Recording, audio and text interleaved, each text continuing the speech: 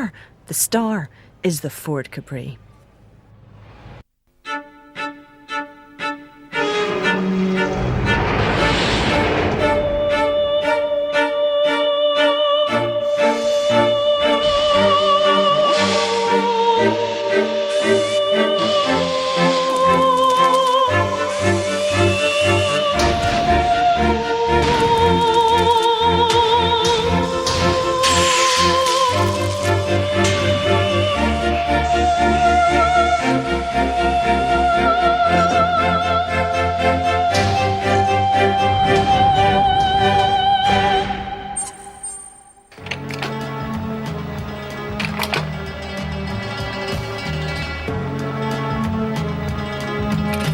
You know, we're still not sure what to make of the 1970s.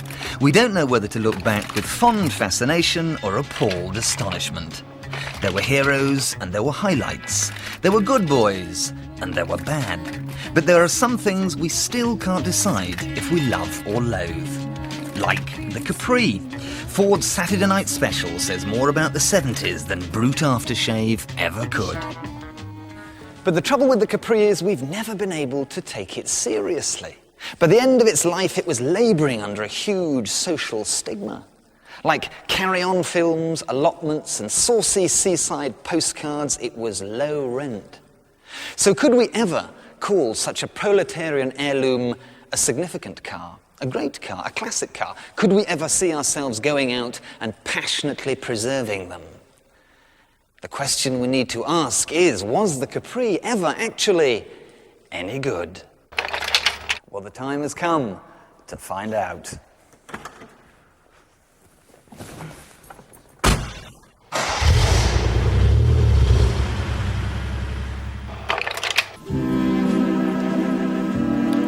You could say that the Capri story begins all the way back in the demob days of 1945, when thousands of victorious soldiers returned heroically home from the Second World War to claim their conjugal rights.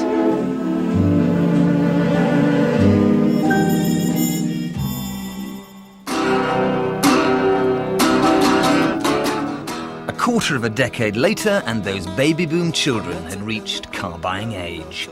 But the love generation didn't want their wheels square, they wanted them cool. A car that was fun, stylish, and made a statement. Something just a little bit different. And thanks to Ford, a new type of auto opium was parked just round the corner. That brown voice, she said, hello, hello, hello.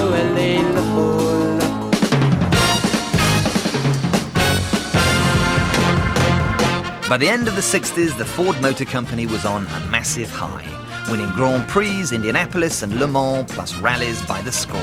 Dagenham was rolling out cars like the giant-killing Lotus Cortina, the all-conquering GT40 and the energetic Escort Twin Cam. The Blue Oval could do no wrong. Well, you see, the thing about Ford at the time, really, I think, was that we had two kinds of reputations. We had reputation for jolly good value for money, good reliability, trust to Ford and that kind of thing. And then we had this searing reputation on the tracks. And there was a desire to have a sports car, and they weren't yet getting something like it onto the roads. But in America, they had the million-selling Mustang, the perfect blueprint for a European personality car. Ford even codenamed their glam new coupe Colt. I think we were aiming at ourselves. I mean, young, enthusiast people who want to have a sports car or something nice to drive around instead of being, let's say, a typical family car. I think that we wanted, obviously in Europe, to have something like the Mustang. I mean, that was, everybody, I remember at my age at the time, was dreaming from a Mustang. And we were very, let's say, inspired by the design of the Mustang when we did the Capri. We wanted to give the car a certain dynamism. We wanted to give a design, something that was moving and try to give it a quite simple silhouette, but something, very dynamic. But at the last moment, Ford's designers changed that simple silhouette into one of the most distinctive in the world. That oval back side window became a styling motif that would stay with the Capri forever. Ford's hyperactive advertising men came up with a brilliantly simple slogan and a spectacularly sexist TV ad. Once again, Ford leads the way with Capri, the car you always promised yourself. Well, if you think it's too good to be true, look. Look again.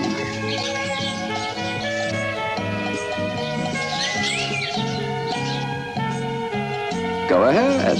Dream some more. The new Ford Capri is very generous with its room and comfort. Seats 4, even 5 adults. Capri, the car you always promised yourself, is at your Ford dealers now. So what was the market like in 1969? What were the Capri's main rivals? Well, Ford published this confidential guide for salesmen, the Capri versus the competition.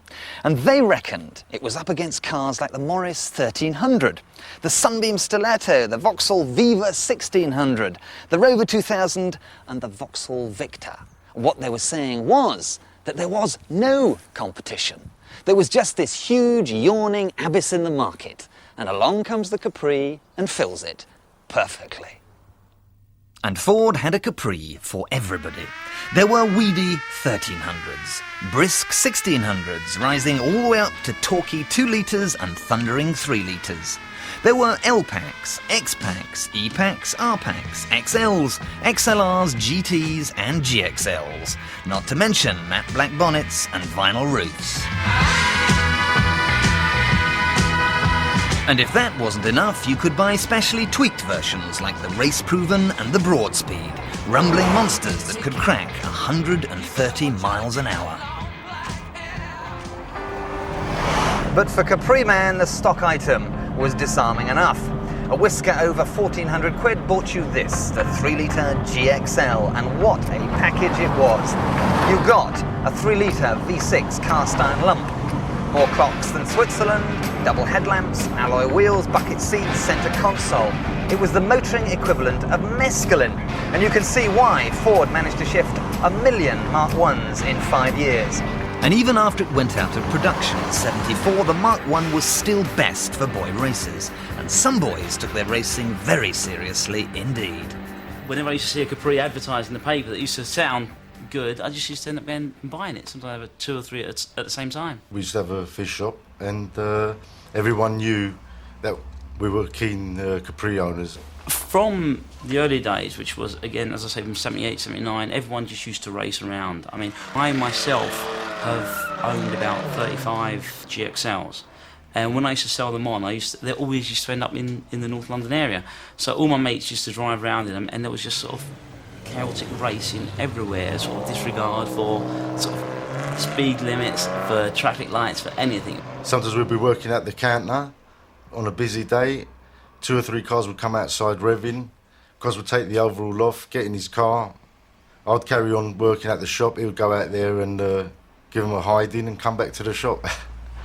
And there was a section of the North Circular Road that everyone used to go to from the lights and race. It was about just over a quarter of a mile stretch, and we used to race from the lights up to the bridge, where everyone from the petrol station we used to meet at used to wait over the bridge to watch the winner come underneath. I mean, that was you used to get up to about 150 cars turn up there on a Friday night, and that used to be sort of organised racing but illegal. I mean, police were there a lot of the time, but they just couldn't catch anyone, basically. 90% of the Capris that used to go around never used to have insurance, tax, MOT, not even on their names. And they used to run riot. I mean, in the end, they just had to break it up every Friday night. The police used to go there in van loads, and as people used to turn up, they used to just turn them away, and that's how it all stopped. When Ford bought out the Mark II in '74 with its opening rear hatch, they were hoping to woo some family men and company car drivers. Mind you, they continued to smear on the sex with a trowel, and the Capri was still cast as a philanderer's car. The Mark II was even more photogenic, with cleaner cut lines, a new bonnet bulge, alloys, chin spoiler, flush door handles, and a large helping of attitude. The Capri had testosterone to burn.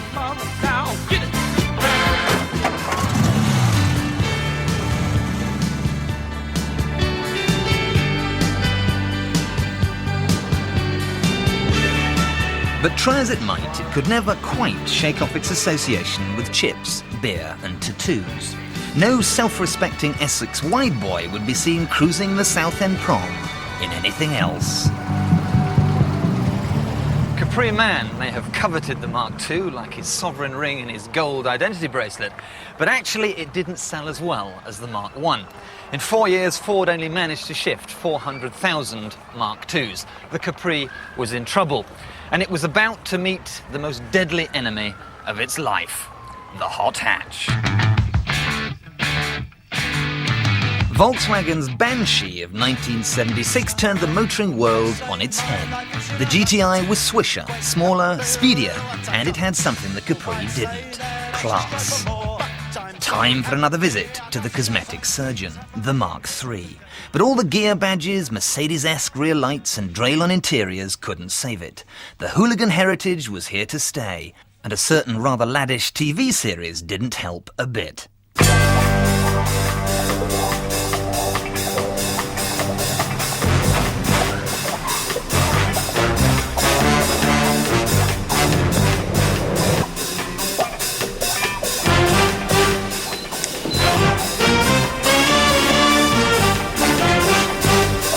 Everybody who's pushing 30 starting to get a bit fat, your hair's falling out a little bit.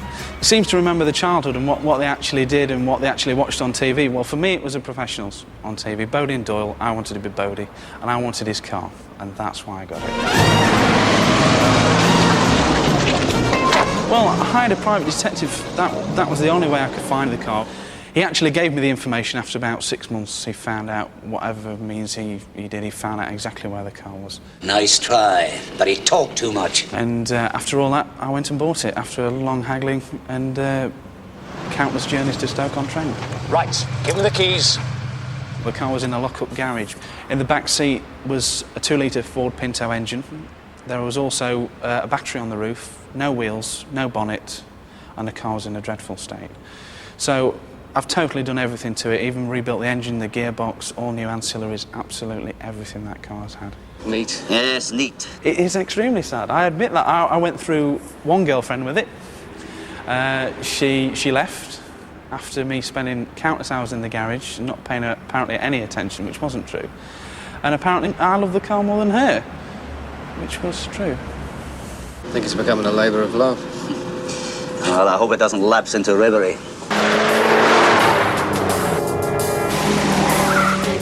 Probably one of the most famous Ford Capris in the world. There's not many Capris or any cars of that status, plus having a friend that's got the other car makes them doubly special. It's history, you know, it's TV history, I suppose, and the fact that it's a Ford Capri.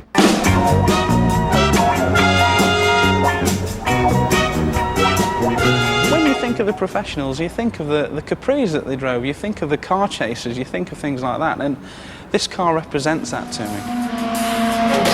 That is exactly what it stands for. It stands for my childhood. It stands for what I was when I was 12 years old, and what I am now, unfortunately. Hey, Dad. What do you think? Looking for a car keys. In 1981, Uncle Henry stuffed in a new 2.8 injection V6 engine, crossed his fingers and hoped. At the same time, an unlikely alliance between Ford, Tickford and Aston Martin spawned the £17,000 Tickford Capri. A riot of angles, body kits and spoilers, it had a turbocharger, leather trim, electric windows, wood dash and could knock on the door of 140. Well, that's what people wanted back in the 80s.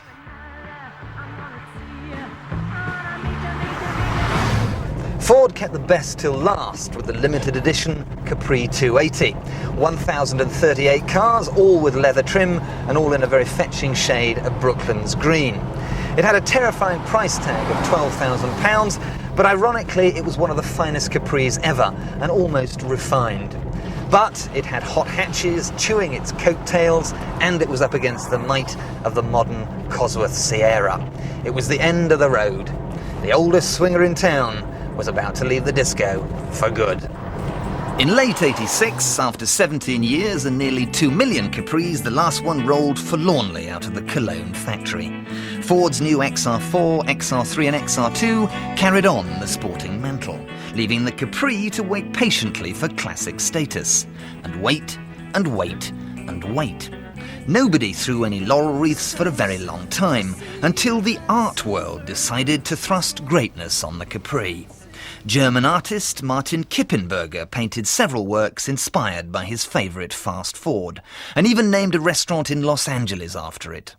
While Anne Tilbury came up with the tongue-in-cheek Capri for the Islington Art Festival, and Sarah Lucas created Solid Gold Easy Action, a thinly veiled homily to the rhythmic rogerings reserved for a Capri's backseat. It's called Solid Gold Easy Action, just after the two X's on. That's sort of appropriate to a car. I thought first of all of using an Escort, just because I thought the word Escort would be quite good with the idea, but then I thought an Escort's just so unsexy that Capri would be much better in it. Moves like a cat and knows that I ride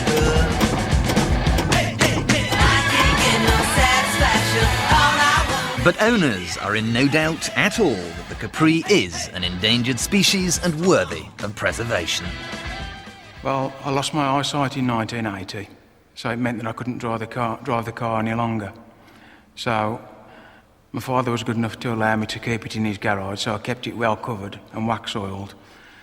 And after it had stood there for about 3 years, I thought I would start to try and get it into some sort of shape so that I could show it. I think that the car itself these days doesn't look dated at all. It's still a classic shape, and it still performs well on the street. It's just the shape, the way it drives. You have to really drive the car. The long bonnet, you can get some speed up on it. It's so cheap on parts, cheap to run. It's just a fantastic car. But when I saw the canopy go off the car, when it was launched, I thought straight away, that is the car for me. I love it because it's the right length, it's the right height, the right width. It feels absolutely brilliant. It represents a vehicle that had a distinct identity. A Capri will never be mistaken for anything else. It had individuality, it had style. He said he would pick me up, so I obviously asked him what car he would be in, and he told me to wait until he saw me. I think that if you like a car, then it's worth having it come what anybody else calls it or makes it out to be. I was a bit embarrassed, I don't know. But, not as much as I was. When we went on holiday, there was a roof rack on the top of the car with all the camping equipment on the top. It did us well, didn't it? Yeah. And that car is still going now, with the original engine, gearbox and axle in it. I've grown to love it as much as Lee does. Love is blind. But nobody went misty-eyed over its successor, the unpopular Probe, which is why Ford returned to that unmistakable side window in the new Puma. An open admission that when it comes to Couthi coupes, none was more influential or more significant than that original classic Capri. The children of the 90s may have the Ford Puma and the digitally mastered compact disc, a clean, sanitised experience. But the children of the 70s had the Ford Capri and the 45. Sure, there were a few scratches and crackles along the way, a bit raw around the edges, but what they experienced had real warmth and soul, like the Capri. A simpler car for simpler times. It's something that will always raise a smile.